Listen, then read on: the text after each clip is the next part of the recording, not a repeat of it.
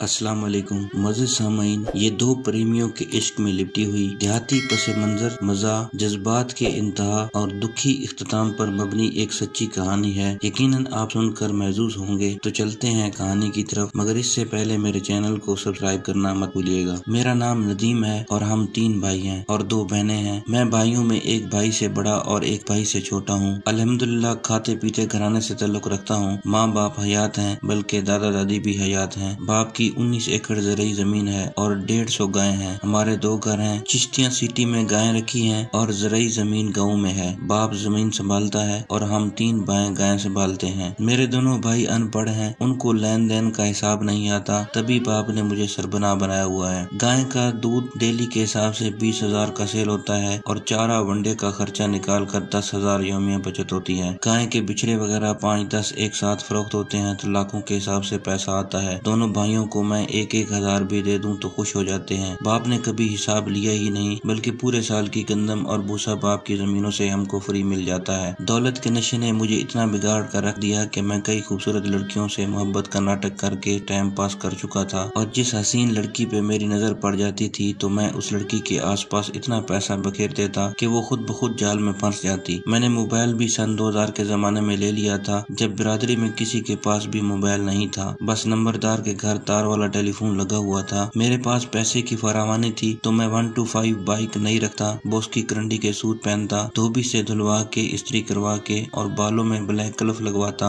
बालों को शाइनिंग करवाता, चेहरे पे मसाज करवाता, फेशियल करवाता, यानी पूरा मेकअप करता था। हालांकि मैं इतना ज्यादा खूबसूरत नहीं था, बस मेकअप और अच्छे कपड़े मेरी टोर बना देते थे। अपने शहर में मैंने सभी लड़कियां देखी हुई थी और मैं किसी नई दोशीदा की तलाश में था। गंदम का सीजन आ गया और बाप ने पैगाम भेजा कि खाने के लिए गंदम इकट्ठी ही ले जाओ, दूसरी मैं फरोख्त करने लगा हूँ। मैंने बाइक को किक मारी और 26 किलोमीटर दूर अपनी जमीनों में पहुँच गया। गंदम ट्रैक्टर ट्राली में लोड करवाई और ड्राइवर को कहा कि आप चलो, मैं आपके पीछे पीछे आ रहा हूँ। आपको बताता चलूँ कि जिस गाँव में मेरा बाप रहता है उस गाँव के साथ ही एक दूसरा गाँव है और आते जाते वो दूसरे गाँव के पुरानी सड़क से गुजरना पड़ता है, तभी एक झलक गाँव पर भी पड़ जाती है। ड्राइवर आगे आगे ट्रैक्टर ट्राली लेकर जा रहा था और मैं बाइक पे उसके पीछे पीछे जा रहा था। जब साथ वाले गाँव की बैरूनी सड़क से गुजरने लगे तो सड़क के साथ वाले घर के बाहर एक लड़की मवेशियों को चारा डाल रही थी। अल्लाह मेरी तौबा, कूड़े क्रिकेट में भी इतना हुस्न जन्म ले लेता है। सियाने सच कहते हैं कि लाल हमेशा झोपड़ियों में ही होते हैं। मैंने जब वो दोशीदा देखी तो मेरे होश ही उड़ गए और मेरे तो कलेजे में दर्द पड़ गया कि ऐसी दोशीदा से बात करूं तो जिंदगी है, वरना जीना ही बेकार है। मैंने घर की निशानी ज़हन-नशीं कर ली और गंदम लेकर सिटी आ गए, लेकिन मुझे रह रह कर उस दोशीदा के ख्याल आ रहे थे। उठते बैठते चलते फिरते मुझे अपने आस पास वाली लड़कियां अब एक आंख भी नहीं भाने लगी थी। बुरी आदत पड़ गई थी, जबकि बाप ने तो छोटी सी उम्र में ही मेरी शादी कर दी थी मेरी चचा की बेटी से और मेरे 3 बेटे थे और मेरी बीवी भी बहुत हसीन और जमील थी। लेकिन सियाने सच कहते हैं कि घर की मुर्गी दाल बराबर होती है। काफी दिन इसी कश्मकश में गुजर गए। फिर मैं ऐसे ही बाप की खैर खैरियत मालूम करने 5-7 दिन के बाद वहाँ चला जाता और बहाने बहाने से साथ वाले गाँव में भी लड़के दोस्त बनाना शुरू कर दिए ताकि किसी तरीके दोशीदा तक रसाई हो। लेकिन दोशीदा तो इतनी घटनाट और खड़ूस थी कि मेरी तरफ देखना भी गवारा नहीं करती थी। हालांकि मैं अपने हिसाब से अच्छे कपड़े पोस्की के पहन के जाता था। 0 मीटर 125 बाइक होती थी, बहुत ही आला पर्सनैलिटी होती थी मेरी। लेकिन दोशीदा ने सोच रखा था कि तेरा देना ही क्या है जो तुझे एक नजर भी देखूं तो। ये दोशीदा मेरे लिए चैलेंज बन चुकी थी और मैं तो शुरू से ही जिद्दी साबित हुआ था। जिस चीज को देख लेता था उसे हर कीमत पर हासिल करके ही रहता था, चाहे दुगनी चुगनी कीमत ही क्यों न अदा करनी पड़े। मैं दोशीदा की खातिर अपने बाप के साथ खेतों में भी थोड़ी हेल्प कराने लगा था ताकि बाप को शक न हो और मेरे यहाँ आने जाने पर कोई सवाल न कर दे, क्योंकि मैंने सिटी में गाय का बिजनेस पूरी जिम्मेदारी के साथ संभाला हुआ था। कपास की काश्त के वक्त भी मैं बाप की हेल्प कर गया, क्योंकि मैं ट्रैक्टर भी चला लेता था और हल करा भी लगा लेता था। बाप ने बंदा ड्राइवर रखा हुआ था और मैं कभी कभी ड्राइवर को छुट्टी दे देता था कि तुम ऐश करो, आज ट्रैक्टर मैं चलाता हूँ। कपास की चुनाई का वक्त आ गया और हमारे गाँव की औरतें भी कपास की चुनाई करने लगी और साथ वाले गाँव की औरतें भी कपास की चुनाई करने लगी थी। मुझे उस दोशीदा की महक थी कि हमारे खेत के साथ वाले खेत में वो भी कपास की चुनाई करती है। मैं सिटी से कल शाम को ही गाँव आ गया था और दोनों भाइयों को समझा आया था कि आपने बस धोती को दूध दे देना है, पेमेंट मैं 2 दिन बाद आके ले लूंगा। बाप की खिदमत करने के बाद मैंने सवेरे सवेरे ही ड्राइवर को पैगाम भेजा कि आज तुम रेस्ट कर लो, ड्राइवरी मैं संभाल लूंगा। मैंने सवेरे सवेरे ही हल ट्रैक्टर के पीछे डाले और बाप को कहा कि जो एकड़ खाली पड़ा है उसे तैयार करते हैं, कोई चारा काश्त करेंगे। गाँव से बाहर निकला तो दूर से मुझे पानी वाले नाले पर औरतों की कतार जाती नजर آئی۔ میں نے ٹریکٹر کی ٹیپ ریکارڈر پر سانگ چلا دیا، ساری رات تیرا تکیا میرا ان تاریاں تو پوچھ 95، میں تیرے پیچھے ہوئی ہوں تباہ ان تاریاں تو پوچھ 95۔ قدرت کے کھیل نرالے کے ساتھ والے گاؤں کی عورتیں ہمارے کھیت سے صرف 1 ایکڑ کے فاصلے پر کپاس کی چنائی کرنے لگی تھی، اور میں نے تیار کیے ہوئے کھیت میں دوبارہ سے ہل چلا دیے۔ باپ کا مال تھا، ایسے بلا وجہ ہی ڈیزل خرچ کرنے لگا کیونکہ کھیت تو ڈرائیور نے پہلے ہی تیار کر رکھا تھا۔ میں آہستہ آہستہ اس دوشیزہ کی مہک سونگھتا رہا، آخر وہ مجھے نظر آ ہی گئی عورتوں کے درمیان۔ میں ٹریکٹر کم چلا رہا تھا جبکہ میرا پورا دھیان کپاس کی چنائی کرنے والی عورتوں میں تھا۔ مجھے بس وہ دوشیزہ بھا گئی تھی اور میں ایسے ہی بضد ہو گیا، حالانکہ مجھے پہلے کبھی کسی لڑکی سے پیار ویار نہیں ہوا تھا، محض چسکے اور ٹائم پاس تو بہت کیا تھا، لیکن نہ جانے کیوں اب اس دوشیزہ کی خاطر دل کو کچھ تڑپ ہونے لگی تھی۔ میں نے بہت کوشش کی کہ کسی ہیلے بہانے دوشیزہ تک پہنچوں، لیکن کچھ دال نہ گلی۔ سوچتے سوچتے مجھے ایک ترکیب سوجی کہ کسی بڑی عمر کی عورت سے مدد لیتا ہوں جو کہ اس دوشیزہ کے ساتھ کپاس کی چنائی کرتی ہو۔ آخر مجھے ایک بیوہ عورت مل گئی جو دوشیزہ کے ساتھ کپاس کی چنائی کرتی تھی، ماسی صابراں۔ سب لوگ اسے ماسی صابراں ہی کہتے تھے۔ 2 بچے تھے ماسی صابراں کے اور شوہر ایکسیڈنٹ میں جاں بحق ہو گئے تھے۔ محنت مزدوری کر کے وہ اپنے بچوں کا پیٹ پالتی تھی۔ میں رات کے وقت ماسی صابراں کے گھر چلا گیا۔ مجھے یوں دیکھ کر پہلے تو وہ ٹھٹکی، پھر سنبھل گئی کیونکہ اس نے مجھے پہچان لیا تھا۔ مجھے کہنے لگی، خیر ہے تم اس وقت میرے گھر پر؟ میں نے کہا، ماسی خیر ہے، بس آپ کے ساتھ ایک کام تھا۔ ماسی صابراں ایک دم چکنا ہو گئی۔ میرے ساتھ کام ہے؟ ماسی صابراں بڑبڑائی۔ میں نے کہا، بیٹھ کے سکون سے میری بات سنیں۔ تب ماسی صابراں نے مجھے چارپائی پر بٹھایا۔ بچے چھوٹے تھے، اندر کھیل رہے تھے۔ میں نے ماسی صابراں کو اپنے آنے کا مقصد بتایا کہ فلاں گھر والی دوشیزہ سے بات کرنی ہے میں نے، اور مجھے کوئی وسیلہ نہیں مل رہا، آپ میری ہیلپ کریں۔ ماسی صابراں نے کہا، آپ شبو کی بات کر رہے ہیں؟ میں نے کہا، اس کا نام شبو ہے؟ ماسی صابراں نے کہا، ہاں شبو ہے، مگر ہے بہت غسیلی لڑکی، ناک پہ مکھی نہیں بیٹھنے دیتی وہ تو۔ میں نے 2000 روپے نکال کے ماسی صابراں کے ہاتھ میں دیے کہ آپ کسی طریقے بات کر کے مجھے بتانا، میں پھر آؤں گا۔ ماسی صابراں نے ہچکچاتے ہوئے پیسے رکھ لیے اور میں وہاں سے نکل آیا۔ میں سٹی آ گیا تھا۔ گائے وغیرہ کی دیکھ بھال اور دودھ کا حساب کتاب لینے کے بعد میں نے بھائیوں کو خرچ دیا، پھر جھپٹی ماری اور اپنی زمینوں میں آ گیا۔ ڈرائیور نے کہا کہ فلاں 1 ایکڑ میں کپاس اچھی نہیں ہوئی اور کپاس کا قد چھوٹا رہ گیا تھا، پھل بھی اچھا نہیں لگا۔ چچا کہتا ہے کہ اس ایکڑ کو روٹا ویٹر لگا کر تیار کرنا ہے تاکہ گندم کی کاشت پہلی فرصت میں ہو جائے۔ میں نے ڈرائیور کو کہا کہ ٹھیک ہے، مجھے ٹریکٹر چلانے کا بہت شوق ہے، میں روٹا ویٹر لگاتا ہوں، آج آپ آرام کریں اپنے گھر جا کر۔ ڈرائیور چلا گیا اور میں روٹا ویٹر ٹریکٹر کے پیچھے ڈال کر اپنے کھیتوں میں آ گیا۔ یہ تو مجھے علم تھا کہ شبو اسی جگہ کپاس کی چنائی کرتی ہوگی یا اس کے ساتھ دوسرے ایکڑ میں کپاس کی چنائی ہوتی ہوگی۔ میں نے ٹیپ ریکارڈر پر اکرم رائی کا سانگ پلے کیا ہوا تھا فل آواز میں، جس دن دا تکیا تینوں خارکی ہو گیا مینوں۔ مشرقی لڑکیاں بلکہ شادی شدہ عورتیں، خاص کر دیہاتی خواتین، اکرم رائی کے گیتوں کی اتنی شوقین ہوتی ہیں کہ کہیں بھی اکرم رائی کا سانگ چلتا ہو تو ایک بار ضرور رک کر کان لگا کر سنتی ہیں، چاہے سر پہ وزن بھی اٹھا رکھا ہو۔ میں نے بھی بار بار وہی سانگ پلے کیا کیونکہ پرانا کھلاڑی تھا اور مجھے 100% یقین تھا کہ شبو لازم متاثر ہوگی کہ یہ لڑکا آخر کس کو سناتا ہے بار بار کہ ہم نے تو دل آپ کو دے دیا ہے، آپ کی مرضی کی بات ہے۔ میں نے کپاس والے ایکڑ میں روٹا ویٹر چلانا شروع کر دیا اور نظریں شبو کو ڈھونڈتی رہیں۔ آخر شبو مجھے ایک طرف جاتی نظر آ گئی کیونکہ 1-2 ایکڑ کا تو فاصلہ تھا، بس درمیان میں پانی کا سرکاری نالا تھا اور سرکاری نالے کے اس پار دوسرے گاؤں کا رقبہ تھا اور نالے کے اس پار ہمارے گاؤں کا رقبہ تھا۔ شبو ہاتھ میں کوئی بالٹی اٹھائے ڈیرے کی طرف جا رہی تھی، شاید پانی لینے جا رہی تھی کیونکہ ڈیرے پہ نلکا لگا ہوا تھا۔ مجھے نہ جانے کیا سوجی، میں نے ٹریکٹر سے خالی بوتل ڈھونڈی اور بوتل اٹھا کر اسی ڈیرے کی طرف چل پڑا جس ڈیرے پر شبو گئی تھی۔ بوتل میں نے اس لیے اٹھائی تھی کہ باقی عورتیں دیکھیں تو سمجھیں کہ لڑکا پانی لینے جا رہا ہے۔ میں ڈیرے پر پہنچا تو شبو نلکے سے پانی کی بالٹی بھر کر واپس پلٹنے لگی تھی کہ میں کھنگارا مارنا پنجابی میں کسی کو مخاطب کرنا یا متوجہ کرنا ہوتا ہے۔ شبو نے ایک دم میری طرف دیکھا اور کھا جانے والی نظروں سے گھورا، شاید ناراضگی کا اظہار کیا تھا۔ میں نے پہلی بار شبو کو قریب سے دیکھا تھا۔ شبو 5.5 پونے 6 فٹ کی الڑ موٹیار دوشیزہ تھی اور تیکھا ناک ایسے کہ جیسے تلوار ہو، آنکھیں ایسی کہ جیسے دیسی انڈے ہوتے ہیں، گھنے لمبے بال، سرائی دار گردن، ہرنی جیسی کمر اور مور جیسی نوابی چال۔ واہ، ایک شہزادی لڑکی کی مکمل خوبیاں شبو میں موجود تھی۔ میرا تو دل ہی بیٹھ گیا کہ اتنی خوبصورت لڑکی بھی اس روئے زمین میں پائی جاتی ہے۔ ایسی تو حوریں پریاں ہوتی ہیں، اور حور پری جیسی لڑکی اس دیہاتی ماحول میں اور مویشیوں کے کوڑا کرکٹ میں، ایسی لڑکی کو تو کہ مہاراجا کے محل میں ہونا چاہیے تھا۔ میں نے سر سے پاؤں تک شبو کو دیکھا، فدا تو میں پہلے ہی تھا شبو پہ، اب مزید پگھل گیا تھا۔ شبو نے محسوس کیا تھا کہ لڑکا عجیب نظروں سے کیوں دیکھ رہا ہے، لیکن غسیلی نظروں سے گھورتی خاموشی سے چلی گئی تھی۔ میں نے کیا پانی پینا تھا، سویرے سویرے کون سا بکرا کھا کے آیا تھا، ایسے پانی کے 2 چھینٹے منہ پر مارے اور پانی کی بوتل بھر کر واپس آ گیا۔ عجیب سی حالت بن گئی थी। शायद शब्बो को करीब से देख आया था। बड़ी मुश्किल से रूटावेटर खत्म किया और घर आ गया। बाप समझता था कि बेटा फर्माबरदार हो गया है, जो जमीनों में दिलचस्पी लेने लगा है, लेकिन उसे क्या पता था कि बेटा किस मर्ज का मारा मटी मटी हो गया है। शाम को बाप ने पूछा, तुम गए नहीं सिटी? मैंने कहा, अबू सुबह जाऊंगा। अबू ने कहा, ठीक है। अम्मी ने खाना दिया तो खाना कहाँ हलक से गुजरता था। मैं तो सोच रहा था कि जल्दी जल्दी रात हो जाए तो मासी साबरा के घर जाऊं ताकि शब्बू की कुछ खबर मिले। जैसे तैसे करके 2-4 लुकमे मारे और बाइक निकाल कर साथ वाले गाँव मासी साबरा के घर की तरफ चल पड़ा। अम्मी ने पूछा कि सिटी जा रहे हो? मैंने कहा, नहीं अम्मी, बस इधर ही दोस्तों के पास। दिल में सोच आई कि जब हीर को प्यार हुआ था तो वो अपनी सहेलियों से कम ही मिलती थी और एक सहेली ने कह भी दिया था कि हीर अब आपको कम ही मिला करेगी। वही हाल मेरा हो गया था। दिल में सोचा कि अब मैं सिटी कम ही जाया करूंगा। खैर 5 मिनट की दूरी पे मासी साबरा का घर था। बाइक मासी साबरा के घर के बाहर खड़ी की और अंदर दाखिल हो गया। मासी साबरा को सलाम किया और चारपाई पे बैठ गया। तो मासी साबरा, कुछ बात बनी? मासी साबरा ने कहा, मैंने शब्बू को टटोला है बहाने बहाने से कि वो लड़का कैसा है जिनकी जमीन आपकी जमीन के साथ है, नाले से पार। शब्बू कहती है, मुझे क्या पता, मेरा कौन सा पोपो का बेटा है। मैंने फिर कहा कि आजकल ट्रैक्टर पे बहुत गमगीन गीत सुनता है। शब्बू कहने लगी, ऐसे लफंगा है, आज हमारे डेरे पे मुंह उठा के चला आया। मैं नलके से पानी की बाल्टी भर रही थी और मुझे गंदी नजरों से देखता था। मासी साबरा ने कहा, भाई वो तो आपके बारे में कुछ भी नहीं सोचती, अगर बात करो तो आपको बुरा भला कहती है। अब मैं क्या करूं? मैंने 2000 रुपए निकाल के मासी साबरा की हथेली पे रखे और कहा, मासी मेरा ये काम होना चाहिए हर हाल में। आप शब्बू के सामने मेरी तारीफों के पुल बांध दें कि बहुत अच्छा लड़का है, नेक लड़का है, बहुत ही शरीफ लड़का है। फिर आगे आपको बताऊंगा और दूसरा पता फेंकेंगे। मासी साबरा ने कहा कि ठीक है, कोशिश करती हूँ, आगे आपका नसीब। और मैं मासी साबरा के घर से निकल आया। दूसरे दिन सिटी चला गया। गाय की निगरानी की, दूध का हिसाब किताब लिया, खर्चा पानी का हिसाब दिया और फिर वापस गाँव आ गया। गाँव वाले भी समझते थे, अम्मी अब्बू भी समझते थे कि लड़के को खैर नहीं, जो जाता है तो आता है, जाता है तो फिर आता है। लेकिन किसी ने मुझसे कोई सवाल ना किया। कपास की चुनाई भी खत्म होने के करीब थी। लोग गंदम काश्त करने लग गए थे। हमारा ड्राइवर भी गंदम काश्त कर रहा था। मैं खेतों में गया। आज मेरा दिल नहीं था ट्रैक्टर चलाने को और मैं बस ऐसे ही घूमता फिरता रहा क्योंकि मेरी नजरें शब्बू और मासी साबरा पर थी। सुबह 10 बजे का वक्त होगा कि शब्बू बाल्टी लेकर डेरे की तरफ जाती नजर आई और फिर देखा कि मासी साबरा भी शब्बू के पीछे पीछे डेरे पर जा रही थी। मेरा दिल बिलियों उछलने लगा कि 2-2 हजार दिए जरूर काम दिखाएंगे और मासी साबरा शब्बू को लाइन पे ले आएगी, क्योंकि मुझे 100% यकीन था कि अधेड़ उम्र औरतें बहुत शातिर होती हैं और 16 से 22 वर्ष की लड़कियां बिल्कुल ही पोंगी होती हैं, जिस लाइन पे लगाओ आसानी से लग जाती हैं। लेकिन एक ये शब्बू थी जो 20 वर्ष की लड़की होकर कुछ सुनने को तैयार भी नहीं थी। मैं घर आ गया। अम्मी से थोड़ी हूँ हाँ करके कमरे में लेट गया और सोचों की वादियों में डूब गया कि शब्बू मानती है कि नहीं। फिर मुझे मासी साबरा का ख्याल आया कि मासी साबरा को 2-2 हजार रुपए देकर शब्बू के पीछे लगाए रखूंगा, कभी तो बात बनेगी ही, क्योंकि मुझे 100% यकीन था कि पैसे में बहुत ताकत होती है। कोई भी काम उल्टा सीधा, अच्छा बुरा, जो कि नामुमकिन ही क्यों ना हो, पैसा वो काम भी मुमकिन बना देता है। रात को मैं मासी साबरा के घर गया और हालात पूछे तो कहने लगी कि कुछ खास नहीं। शब्बू को मैंने बहुत घेरा है लेकिन वो तो किसी बात पे भी नहीं आती। मैंने 2000 रुपए निकाले और मासी साबरा को दे दिए और कहा, मासी आप शब्बू के साथ दोस्ती बढ़ाओ, उठना बैठना उसके साथ करो और हीले बहाने से उसे कोई न कोई बात करती रहो। जब वो आपसे मायूस हो जाएगी तब फिर हम दूसरा पता फेंकेंगे। और मैं मासी साबरा के घर से निकल आया। सिटी में गाय के देखभाल और दूध के हिसाब किताब में मुझे 2 दिन लग गए। तीसरे दिन मैं फिर गाँव आदम का। असर का वक्त था। औरतें कपास की चुनाई करके वापस घरों को पलट रही थी और मैं अपने खेतों में चला गया और पानी वाले नाले के ऊपर टाली की मसवाक बनाकर दांत साफ करने लगा। दूसरी तरफ से औरतें आ रही थी नाले के ऊपर और आगे मैं खड़ा था। औरतों में शब्बू और मासी साबरा भी थी। जब औरतें करीब आई तो मैंने अदब और आदाब का करीना अपनाया और औरतों को रास्ता देने के लिए छलांग लगाकर नाले के दूसरे पार हो गया। औरतें गुजरती रहीं। जब देखा कि मासी साबरा शब्बू के साथ टिकी हुई है और दुनिया जहान की बातें करती आ रही है तो दिल खुश हो गया। जब मासी साबरा और शब्बू मेरे पास से गुजरी तो मासी साबरा मेरी तरफ देखकर धीमी सी मुस्कुराई, यानी उसकी मुस्कुराहट बता रही थी कि काम प्लानिंग के तहत जारी है। औरतें गुजर गईं और मैं ऐसे दरख्तों से बातें करता वापस घर आ गया। अब तो कुछ भी अच्छा नहीं लगता था। शब्बू दिल में डेरे डाल गई थी और मैं बेताबी से शब्बू के इजहार का मुंतजर था। रात को मैं मासी साबरा के घर गया तो हालात पूछे। मासी साबरा कहने लगी कि मैं आहिस्ता आहिस्ता शब्बू के करीब हो रही हूँ, आप फिक्र न करें, जल्द शब्बू लाइन पे आ जाएगी। मासी साबरा ने मजीद बताया कि मैंने शब्बू के सामने आपकी तारीफों के पुल बांध दिए हैं, लेकिन न जाने क्यों शब्बू आपका नाम सुनते ही नागवारी सी ज़ाहिर करती है। मैंने उस बार 5000 रुपए निकाल कर मासी साबरा के हाथ में दे दिए और कहा कि ये नागवारी भी खत्म होनी चाहिए। शब्बू किसी भी तरीके मेरे साथ बात करने पर आमादा हो जाए और आमादा करना आपका काम है। और मैं मासी साबरा के घर से बाहर निकल आया।